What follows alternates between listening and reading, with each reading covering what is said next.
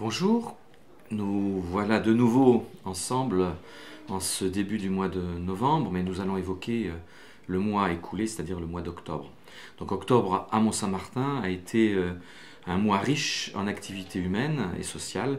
D'abord le mois de la solidarité. Je parlais bien sûr d'Octobre Rose, qui est cette manifestation pour aider à la prévention et la lutte contre le cancer du sein chez la femme. Donc depuis un certain nombre d'années à Mont-Saint-Martin, avec d'autres communes comme Lons-la-Ville, eh bien, nous travaillons ensemble et Octobre Rose a eu un certain retentissement à Mont-Saint-Martin. Il y a eu d'abord une grande marche organisée avec un départ depuis l'hôtel de ville et puis le cortège s'est dirigé tranquillement vers le parc municipal Frédéric Brigidi que l'on a parcouru dans son entier et puis nous sommes revenus vers la salle des sports où eh bien, un goûter attendait l'ensemble des participants. C'était une très belle manifestation, des déclarations, des ballons qui ont été lâchés dans le ciel aux couleurs roses de cette initiative, avec le soutien de l'Agence régionale de santé, de l'association Symphonie, qui est une association partenaire. Et donc voilà, quelque chose d'extraordinaire. Toujours dans cette action Octobre Rose, il y a eu une manifestation de Zumba dans Zumba au centre commercial Auchan de Mont-Saint-Martin. Et puis une soirée extraordinaire, y compris en partenariat avec Xmove, eh bien extraordinaire, je le dis vraiment du fond du cœur. J'ai passé un moment merveilleux dans cette soirée de samedi, alors je ne sais plus la date exactement, du 11 octobre je crois, 11 octobre, à la salle des sports, avec l'harmonie municipale de Mont-Saint-Martin, son chef Vincent André, son président Bertrand François, et puis il y avait là 4 chanteurs, dont Sargis Saroyan que les Saint-Martinois connaissent bien. Et donc une manifestation magnifique, des chansons françaises, de la joie, de la bonne humeur, quelque chose comme 400 personnes rassemblées au sein de la salle des sports, au cœur du quartier du Val-Saint-Martin. Donc un moment unique que j'espère voir renouvelé avec une recette, puisque l'entrée était payante, c'est 5 euros, c'est pas très cher, mais en tout cas payante, et le montant donc de cette soirée sera remis le moment venu à l'association que je viens de citer, l'association Symphonie, qui en fera bon usage, puisque par exemple cette association a participé à des régates à Venise avec des gondoles, des bateaux aux couleurs d'Octobre Rose pour manifester sur le plan mondial eh bien, la solidarité des hommes et des femmes envers celles et ceux qui souffrent de cette maladie et qu'il faut bien évidemment combattre avec les moyens de santé utiles. Octobre Rose solidaire aussi, Octobre solidaire, c'est la belle soirée organisée eh bien, au prieuré, à la salle du prieuré, au cours de ce mois, avec les bénévoles qui nous accompagnent dans nos diverses actions de solidarité. Je parler des personnes qui nous accompagnent au niveau de l'épicerie sociale, des colis alimentaires, du CCAS de la ville, puisqu'il y a des bénévoles qui siègent au sein du conseil d'administration. Et donc l'occasion est donnée chaque année à cette période de mettre à l'honneur, en valeur, des hommes et des femmes qui, au détriment de leur temps personnel, de leur famille, contribuent à maintenir le lien entre les hommes et les femmes, en particulier celles et ceux qui souffrent, et on le sait que beaucoup souffrent malheureusement aujourd'hui dans cette société complètement déshumanisée. Eh bien, ces hommes et ces femmes jouent un rôle très très important. Ils travaillent dans l'ombre, hein, ils ne sont pas sous les projecteurs comme moi, mais ils travaillent dans l'ombre, ils jouent un rôle éminemment important. Sans ces personnes, la vie serait beaucoup plus difficile qu'on ne le pense encore. Voilà, donc solidarité à différents étages. Et puis une autre action importante menée par le conseil municipal des enfants de la ville, après une belle journée sportive et de solidarité qui s'est tenue le 3 juillet je crois, sport et solidarité. C'était une manifestation au cours de laquelle les jeunes s'adonnaient à la course par exemple, et puis par principe et par solidarité versaient 1 euro, c'était au travers du monde de l'école, des différentes écoles de la ville. Donc de nombreux scolaires ont participé à cette journée du 3 juillet. Et l'idée du conseil municipal des enfants, idée généreuse, eh bien, c'était de redonner cette recette à des personnes en difficulté, des personnes qui ont besoin, des personnes isolées, seules. Et l'idée leur est venue de se rendre à la gériatrie de l'hôpital de Mont-Saint-Martin. C'est ce qui a été fait, je m'y suis rendu avec des adultes et nous avons donné une somme certes modique, quelques centaines d'euros, mais je sais que les personnes qui travaillent auprès des personnes âgées de l'EHPAD et de la gériatrie de Mont-Saint-Martin en feront très très bon usage, en tout cas c'est ce qui nous a été dit. Et nous avons vécu là un moment chaleureux, un moment plein d'émotions, de partage intergénérationnel. Les personnes âgées avaient des yeux qui brillaient d'émotion en voyant des jeunes gens jouer au loto ou à d'autres jeux avec elles. Donc c'était vraiment très important. Vous voyez donc très rapidement 3 actions de solidarité qui se sont déroulées au cours de ce mois d'octobre. Ensuite, le mois d'octobre, c'est aussi le mois du sport et de la santé. Sport, santé, c'est par exemple l'équilibre nutritionnel, donc des goûters équilibrés ont été organisés via le CCAS de la ville et l'espace social de la ville en direction des enfants par le biais du centre de loisirs Jean-Pierre Bien-Aimé au plateau de Mont-Saint-Martin. Donc une matinée là aussi de service rendu à la personne où on éclaire les jeunes sur ce que l'on peut, ce que l'on doit manger de manière équilibrée. Une autre action, toujours dans le cadre de la santé nutritionnelle, c'est bien sûr la semaine du goût, qui à Mont-Saint-Martin, après une période de veille d'une année, a repris vraiment des couleurs très très fortement cette année, grâce au service jeunesse sport loisirs de la ville. Stéphane Miliado en tête et Nora, les deux Nora, enfin, les personnes connaissent bien ces équipes, qui ont ouvert à la fois le goût, les yeux, les oreilles, le nez, de nos jeunes élèves. Presque 1 millier d'élèves sont concernés sur la ville. Je remercie d'ailleurs les partenaires qui permettent cette activité tout au long de cette semaine du goût. Donc un certain nombre de restaurateurs, je ne vais pas tous les citer, mais parce que je vais en oublier. Mais ils se reconnaîtront. Moi je les remercie vraiment du fond du cœur de nous permettre de mener à bien cette action, y compris in situ, dans les cuisines des restaurants, en ouvrant et en éveillant nos jeunes gens de Mont-Saint-Martin, garçons et filles, aux saveurs multiples, salées, sucrées, etc. Puis tout ceci s'est conclu, comme souvent, par une rencontre conviviale à la salle Jacques Callot, où l'ensemble des partenaires étaient réunis, dont le groupement d'achat solidaire du Peyo, le Gaspel, qui est une structure connue, basée sur Villers-la-Montagne, Villers-la-Chèvre, pardon, Villers-la-Chèvre, pas Villers-la-Montagne, avec des animateurs bénévoles également, et qui propose des denrées issues de la culture bio.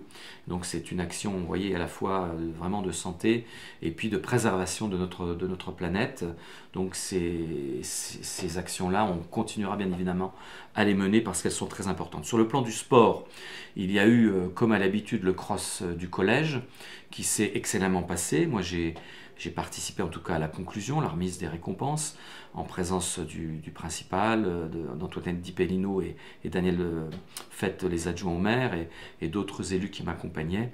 Et chose unique, pour la première fois, et ça sera renouvelé, le cross du collège s'est déroulé à l'intérieur du parc municipal Bridi en formant de belles boucles dans un lieu sécurisé dans lequel les adultes peuvent surveiller à endroits différents ce qui se passe. Donc il y a eu 2 petits accidents bénins en tout cas, des gamins qui sont tombés, rien de grave je vous rassure, mais en tout cas ça a permis de valoriser à la fois ce lieu, puis de permettre aux jeunes gens d'apprécier le parc comme un espace de jeu, de rencontre, mais aussi un espace sportif que nous allons bien évidemment préserver, amplifier à l'avenir. Une autre activité sportive, mais celle-ci d'adulte, ça a été le 5e cyclocross organisé avec l'aide de l'Union cycliste du bassin de Longwy et puis le service sport de la ville autour du complexe sportif du plateau qu'on appelle les Terres de Merci. Donc une belle journée, c'était un samedi, qui s'est passée au cours de ce mois d'octobre. Je ne vous donnerai pas le nom des vainqueurs, vous les avez dans la presse, ça sera dans le bulletin municipal également. Mais en tout cas pour dire que voilà, la ville partage, échange, travaille en coopération avec d'autres collectivités. J'évoquais Lons-la-Ville tout à l'heure, là c'est un club sportif important, l'Union cycliste du bassin de Longwy, qui vient essaimer sur notre territoire. Moi j'en suis très heureux comme vous-même, j'en suis persuadé. Ensuite, trois actions. C'est, je crois vous l'avoir indiqué, dans le cadre du budget que nous avions voté pour cette année, nous avons doté l'ensemble des écoles de la ville, à la fois maternelle et élémentaire, de tableaux blancs interactifs, donc ce qu'on appelle les TBI. Et il a été question là d'organiser une journée de formation, un après-midi de formation mené par notre responsable à l'informatique, aux nouveaux modes de communication, à l'adresse des enseignants concernés par la pose de ces TBI. La soirée s'est très bien passée. Moi, je suis très heureux d'annoncer aussi que l'Éducation nationale a pris en compte cette donnée et va organiser en son sein une journée de formation à l'adresse des personnels enseignants bénéficiant d'un TBI dans leur classe. Donc j'ai dit trois dernières actions, je vais d'en citer une, donc c'est cette initiative de formation TBI. Une autre, toujours à l'adresse du monde de la jeunesse et du monde scolaire. Vous voyez que nos enfants s'en occupent sur cette commune, que ce soit sur le plan de l'éducation, du sport, de la culture, du social, de l'intergénérationnel. Eh bien, une autre action, c'est la reprise, comme chaque année à cette période, des coups de pouce clés. Les coups de pouce clés, c'est une action en dehors de l'école, menée par des éducateurs, dans le cadre du dispositif de réussite éducative qui intéresse les enfants en difficulté. Quand on dit cela, ce n'est pas un drame. On peut être un jour en difficulté et puis on est accompagné, aidé, encadré et puis ensuite nous ne sommes plus en difficulté. Et c'est justement le rôle de ce dispositif des coups de pouce clés, c'est l'apprentissage de la lecture pour des enfants parfois primo-arrivants, ne maîtrisant pas très bien la langue française. Et donc on leur ouvre des perspectives sous la forme ludique, en jouant, et bien d'entrer dans la lecture. Et ça marche très très bien. Donc on a un coup de pouce qui fonctionne sur Albert Yellen, un autre à Jean de La Fontaine et un autre à l'école Jules Ferry que je connais un peu. Et donc c'était le démarrage, c'était une manifestation un peu, comment dirais-je, symbolique, chargée d'émotions, qui réunit les parents, les encadrants, la municipalité, l'éducation nationale, monsieur l'inspecteur était là, de Longwy, et puis les jeunes garçons et filles concernés par cette action qui, de manière très officielle, signent un petit passeport coup de pouce clé, avec le maire, le directeur de l'école, l'enseignant concerné, l'encadrant, le parent et l'enfant. Vous voyez, donc c'est une forme de contrat qui responsabilise la famille, puisqu'on sait très bien que la réussite d'un enfant à l'école, elle tient bien évidemment son engagement dans les apprentissages, mais elle tient aussi pour bonne partie de l'intérêt que porte la famille au travail que mène son enfant à l'école. Et lorsque le trio école, parents, enfants fonctionne bien, la réussite est au bout du chemin. Et donc ce dispositif eh bien, est quelque chose en appui à l'école. Et nous avons maintenant quelques années dans le rétroviseur, je crois que c'est 7 années dans le rétroviseur, qui nous permettent de dire que c'est vraiment un outil très utile pour la réussite scolaire. Et donc il n'est pas question, malgré les difficultés que nous connaissons, puisque je rappelle quand même que le dispositif de réussite éducative est une initiative de l'État, il y a quelques années déjà, et que moi j'avais souhaité voir implanter à Mont-Saint-Martin parce que c'est une bonne action, qu'à l'époque nous disposions d'une aide de 150 000 euros, qu'à l'heure actuelle elle est de 90 000 euros. C'est-à-dire que les 60 000 euros qui manquent, c'est quelque part la ville qui les met au travers de son centre communal d'action sociale, mais il n'est pas dit que nous pourrons continuer longtemps comme cela, puisque vous l'entendez, vous l'écoutez, vous le voyez tous les jours, les difficultés nous assaillent. Et donc, en tout cas, pour cette année encore, nous priorisons cette action, elle sera maintenue. Et je termine cet entretien pour ce beau mois d'octobre qui a été chaud. On nous a dit que c'était un des plus chauds du centenaire qui vient de se passer. Il rattrape un peu l'été et le mois d'août qui a été pluvieux et pas très agréable. Et donc ce mois d'octobre s'est terminé vendredi 31 octobre, dernier jour du mois, par une manifestation moi, qui m'a touché profondément, comme elle doit toucher chacune et chacun des Saint-Martinois. C'était effectivement la pose de la première pierre de l'EHPAD de Mont-Saint-Martin, c'est-à-dire que le chantier est en cours. Vous voyez cette grue immense. C'est rare de voir des grues aussi importantes sur un chantier. Il y en a actuellement 5 sur la ville, sur les 6 que compte l'agglomération. Donc vous voyez que du travail se mène sur ce territoire au service de l'ensemble de la population. Et là, nous étions dans la dépendance, dans l'aide au grand âge, aux personnes malades. Donc c'est cette EHPAD qui ouvrira ses portes ça paraît loin mais c'est tout près. En septembre 2016, il sera réceptionné en juin 2016, donc fin des travaux juin 2016. C'est 18 mois de travaux si tout se passe bien.